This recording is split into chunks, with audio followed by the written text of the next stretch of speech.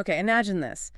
A family that built an empire on reality TV, on public faith. Suddenly, they're facing something deeply personal, a challenge, really. And the world is watching.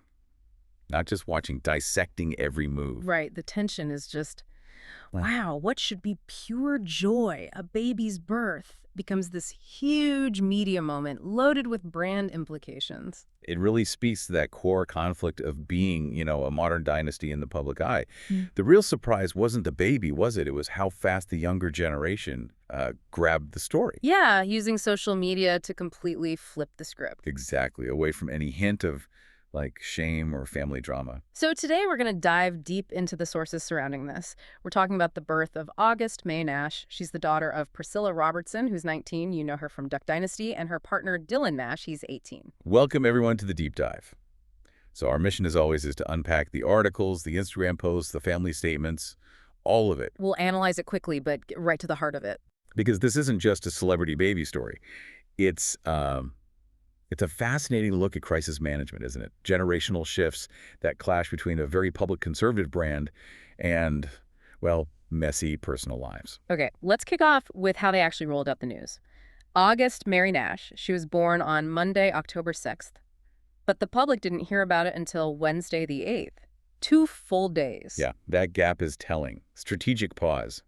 And then, who actually breaks the news? That's the first, really key decision they made. It wasn't Priscilla. It wasn't her parents, Jeff and Jessica. Nope. The choice, and it feels very deliberate, was to let the father, Dillon Nash, make the big announcement on Instagram. Now remember, this is an 18-year-old kid, basically unknown to the massive Duck Dynasty audience. That one move instantly reframed everything, didn't it? It wasn't potential family problem. It was new father steps up. But isn't that, super risky? Handing the narrative reins to an 18-year-old, someone with zero public profile before all this. What if he hadn't quite nailed that tone? That's the gamble, right? High risk, potentially huge reward.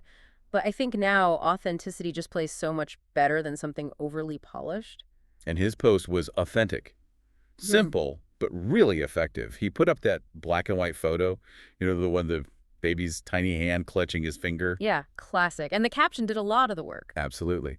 He wrote, on October 6th, I was blessed with the responsibility in the title to become sick a father.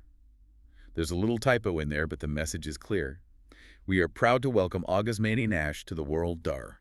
The emphasis on responsibility and title, that's powerful. He's claiming his role, and importantly, defining them as the Nashes. Supported by the Robertsons, sure, but at their own unit. And Priscilla, daughter of reality TV royalty, granddaughter of Phil and Kay. She didn't post her own big statement first. She amplified his post, just shared it. That speaks volumes about their unity, right? Totally. Think about the message that sends to you, the audience. Letting Dillon, the quote-unquote outsider, speak first, define their commitment. It immediately set this tone of love and pride.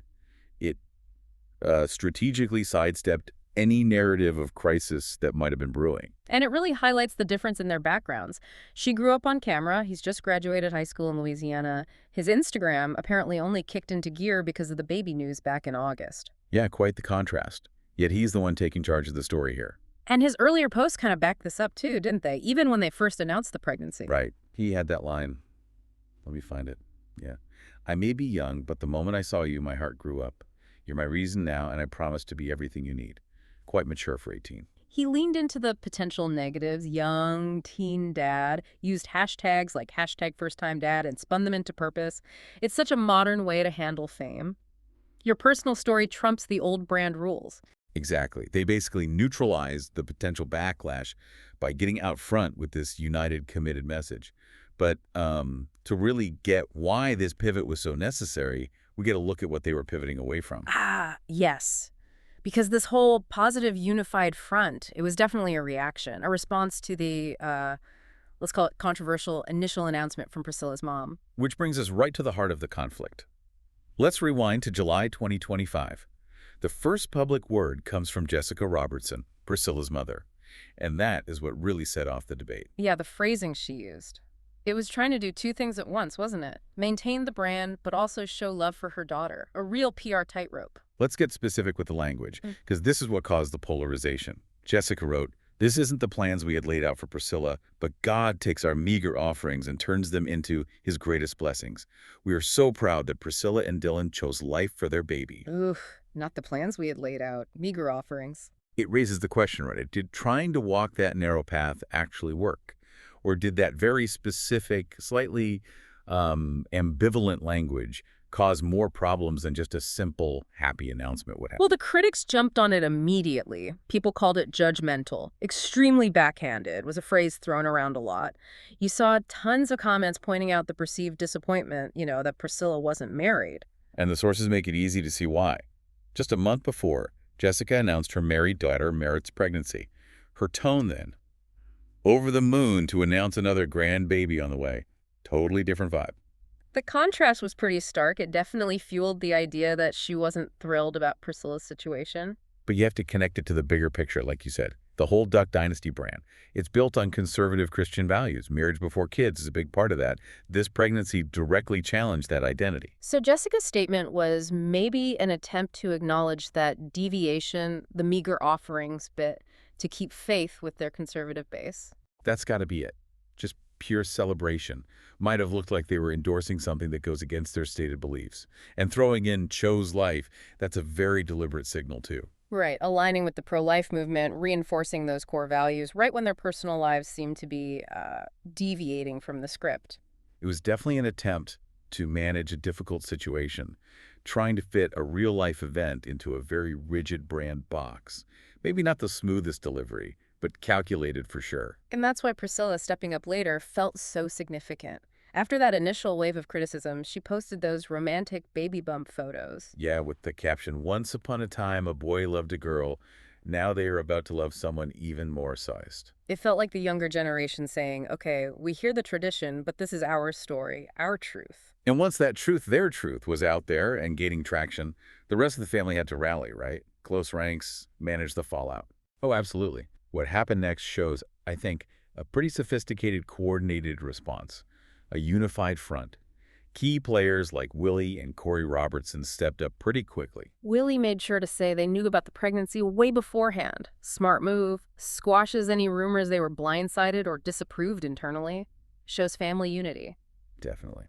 And then Corey, who's always seemed pretty media savvy, she directly addressed her sister-in-law Jessica's controversial wording. That was important. She didn't just ignore it. What did she say exactly? She defended Jessica's phrasing, called it beautiful, but also acknowledged it wasn't the way they necessarily planned it, so she kind of validated the original sentiment while softening the edges. So providing context, reassuring everyone that, okay, maybe the timing wasn't ideal by their standards, but the love for the baby was absolutely there. It reframed the original statement. Precisely. And by doing that, presenting this united defense, they basically stopped the negative narrative in its tracks. They acknowledged the deviation, validated the conservative concern, but spun the final outcome, the baby, as the ultimate blessing. Yeah, pretty effective brand repair, I'd say. So looking ahead, what does this all signal for the Dynasty's future? Because August Mayer's birth isn't an isolated event. There's a massive Robertson baby boom happening. And that is the real long-term strategy, isn't it? It's like the ultimate insurance for keeping the brand going. Think about it. Jep and Jessica alone now have 3 grandkids under 1-year-old. Wow. 3 under 1. But the original TV show is long gone. Their relevance now, as a lifestyle brand, hinges entirely on becoming this multi-generational thing. These babies are the content. Let's just run through the list quickly, because it's kind of wild. You had Lily's son, Winston, born back in February 2025. Then August Mayer arrives October 6th. Merritt's daughter is due any day now, December 2025. And then John Luke and Mary Kate are expecting twin girls in early 2026. It's incredible. That sheer volume of major life events, births, eventually birthdays, milestones, that's the fuel for the social media engine, for books, for appearances. The old business was duck calls on TV. Right. The new business is selling the sprawling, sometimes complicated, but ultimately loving family lifestyle across all platforms. And you could argue the unplanned nature of August May's arrival, the little bit of controversy, actually made the content more valuable in the long run, provided they could navigate it. Absolutely. And the fact that the youngest generation, Priscilla and Dillon, showed they could take control of their own story, pivot from tradition when needed, shows the brand can adapt. They're figuring out how to balance those faith-based roots with, modern celebrity culture. So as we've unpacked today, you can see how a family navigates these incredibly private moments under a very public microscope. It's intense. Yeah, and the story of August's arrival really shows that for a dynasty like the Robertsons, built on certain values, the authentic, sometimes messy, unscripted lives of the kids and grandkids, that's actually their most valuable asset now. Their ability to manage that authenticity is key to the brand's future. You've been listening to The Deep Dive, where we uncover the stories shaping Hollywood, music, and pop culture. Thanks for tuning in, and don't forget to subscribe for more stories that keep the stars shining.